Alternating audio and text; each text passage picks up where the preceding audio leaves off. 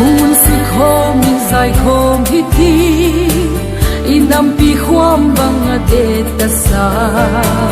qua nu đôi sắc sao na dấu in có vel san xin pha mây sel để tu tin ai đê đi lep mu khang lại tùy bằng loang khom quy hung lệ sang a khen chuam lâu in ô hằng thật sa tâm kiên mà băng pan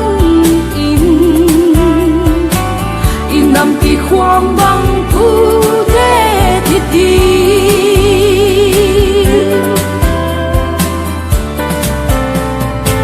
tuan apu pa đôi lệ ai biết thế thuang nu sian gospel chan chin phazalin nam tin la ka ei choi sangin i hei nau mun tin at son ban khat a vani vi lep mu khang lai tùy bằng loang khom ui hung lệ sang a khen chuam lâu in ô hằng thật sa tâm kiên mà băng pan in nằm kỳ khoang băng thu thế thiết đi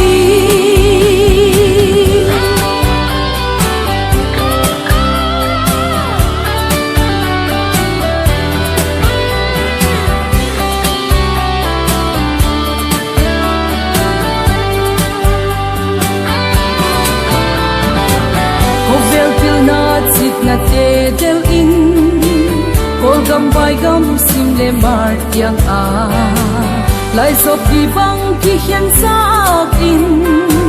tuan apu le pa chon dan i he mil zo ta bi le pu khang lai tui bang luang khom ui hung le sang a khen chuam lo in ô sa tâm kiên mà băng pan in nằm kỳ khoang băng thu thế thiết đi